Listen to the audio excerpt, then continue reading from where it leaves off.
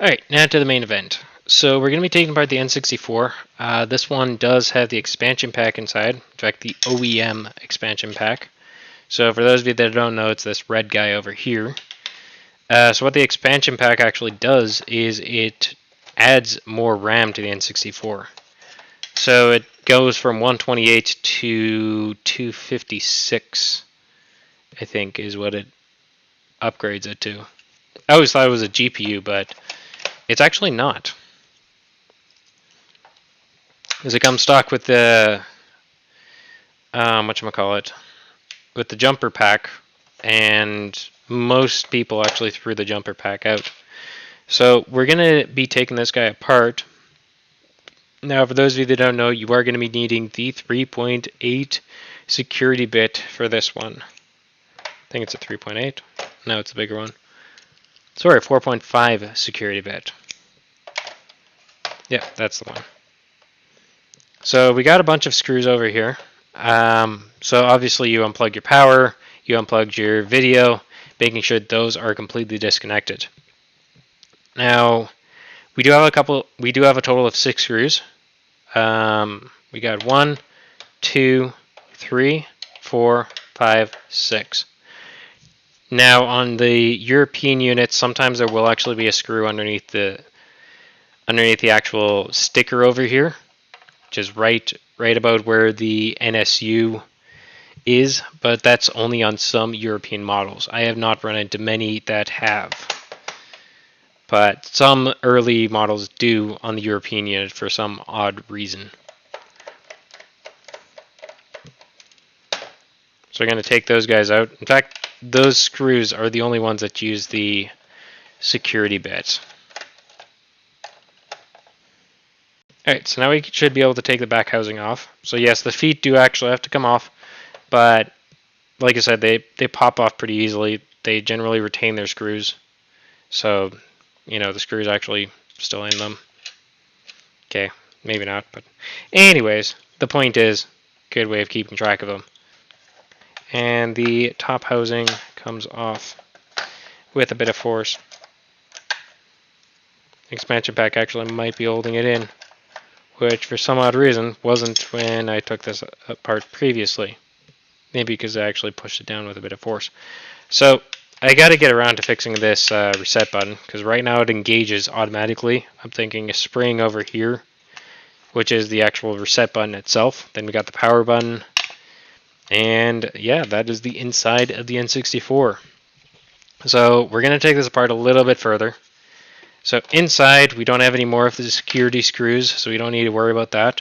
We can grab our good friend Phillips P0, or J0 as it's called in my iFixit toolkit. So we're going to grab this guy, and to take the board actually out, there's a couple screws that we do need to take out. So we got these two up here, you got these two, this one, this one, this one, this one, this one, this one, this one, and also this guy down here. So we'll get to taking those guys out, and I will show you the back side of the board. Stay tuned. Alrighty, so where were we? Oh, right. That is actually a J1, sorry, not J0. So we're going to take those guys out.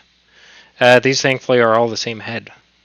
But keep in mind, I don't believe it matters if you do mix up these 4 screws with these guys. I believe they are the same length, they're just different colors. Alright, so we got all the screws out. There's actually 3 separate screws. You have the 2 by the cartridge port, which are the longest ones. The rest of them are all essentially the same size. Just put the yellow ones back because, you know, all that fun stuff. But this guy should actually lift out pretty easily. Key should. Alright, there's also these 2 screws here. These 2 mini ones, which are a P0. P0, if I'm not mistaken. Either a P0 or, yeah, it's a P0. And those, of course, are a different screw altogether.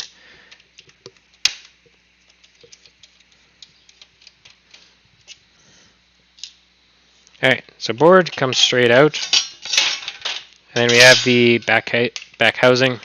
So you can see how complicated the N64 board is. You also have, of course, the expansion port for the N64, which only actually saw its life in Japan with this 64DD. Now, when this console actually came out, I was really hyped about the N64DD. Bringing it online, bringing a bunch of capabilities to the N64, not to mention bringing the games from their 128 megabyte capacity to 512 megabytes. Now, by today's standards, that sounds like not much. But you have to remember, back in the period, that was a lot of space. Like, we used to think that a gigabyte was never going to be reached. But yet here we are with, sometimes drives being multiple terabytes, which is thousands of gigabytes. Like, my computer downstairs has a bunch of drives together that essentially total a few terabytes. Just to kind of put that into perspective with all the external drives that I have hooked up to it. Kind of makes you wonder if there will be another quote-unquote pinnacle size that will never be reached. But yeah, this guy actually slides in like so. Come on, actually going. Hang on, it's just being a bit finicky right now. There we go. Alright, now it's just the put it together sort of process.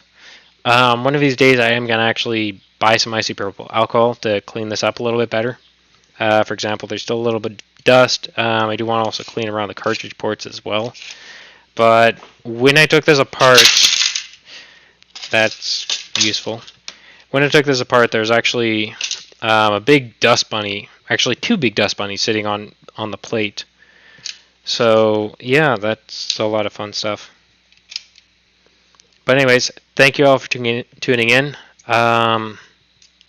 Unless you guys actually want to see me put it back together, I guess for those that do, I will do a recording just to show you how fast it can be put back together.